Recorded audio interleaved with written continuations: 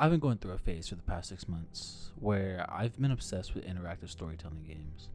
I recently finished the Life is Strange series and finally finished The Witcher 3 after years and years of not playing it. But now I'm addicted to a new game, The Walking Dead by Telltale Games. There's just something so satisfying about playing these types of games, where the decision you make and the way you play the game can change the overall story and experience that you have. It really does fully immerse a person playing more than any other medium in my opinion. Not only that, but The Walking Dead and many other decision-based games like it are undoubtedly important literature due to their amazing storytelling, character development, and interactive narratives. What is literature? I know hearing that word gives us all flashbacks to falling asleep in class listening to Shakespeare or John Steinbeck. But honestly, it's so much more deeper than that, especially now with the rise of video games as a storytelling medium. For decades, video games weren't taken seriously and were given the label as something that kids and some loser living in his mom's basement do. Yes, I'm talking about you, Kyle. Now those kids and Mama Boy Kyle, who grew up playing video games, are adults and are pushing the boundaries on how to showcase a great story. The Walking Dead series set the bar so high, and I've yet to see a game come close to emulating how well they emotionally immerse the player. Oh man. So where do I even start? The emotions I felt playing this game, specifically in the first and second seasons, were all over the place. I would go from relaxing situations because of the calming soundtrack and the clicker style gameplay, then get smacked in the face by some anxiety because, it's a zombie apocalypse, to then crying like a little because I was so invested in the characters and their stories. This game does such a beautiful job of making you really feel a spectrum of emotions, especially when you invest yourself in these characters and the developments throughout the chapters. The series follows the story of a young girl named Clementine. She's a badass little girl with fluffy pigtails and her favorite baseball cap. So season 1 starts with the perspective of a man named Lee Everett. So the game starts off with Lee on his way back to jail, or on his way to jail, for beating a man to death because he slept with his wife.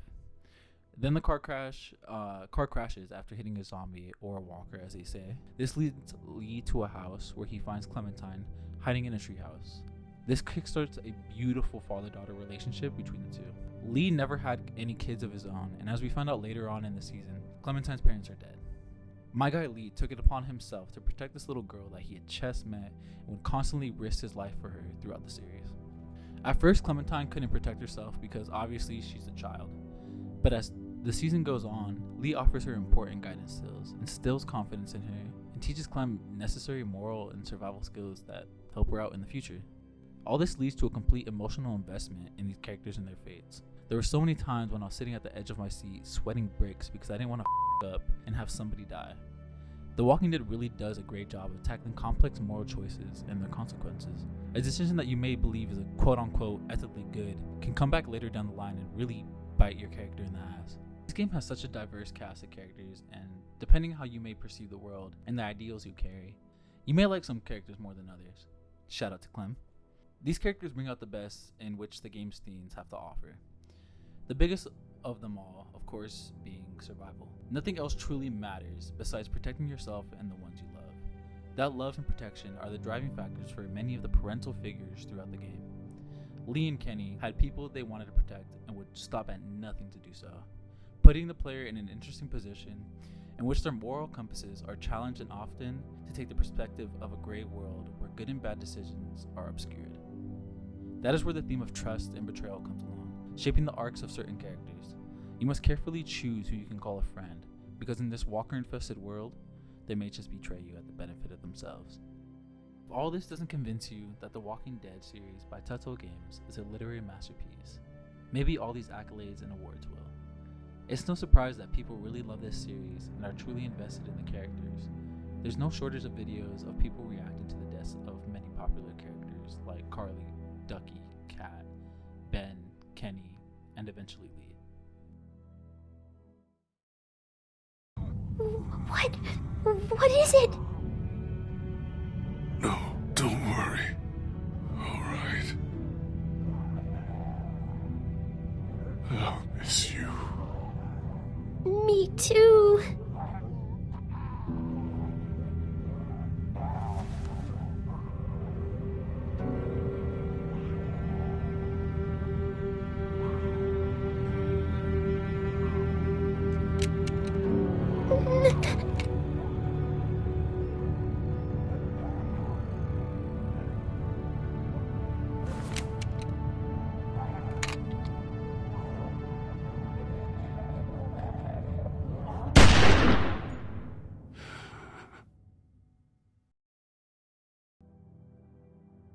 That scene right there brought so many grown men, women, and children to tears.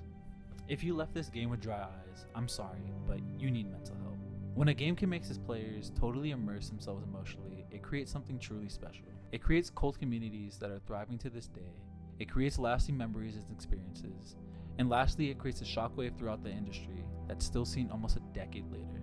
So I ask you, how could a masterpiece as beautiful as this not be considered literature?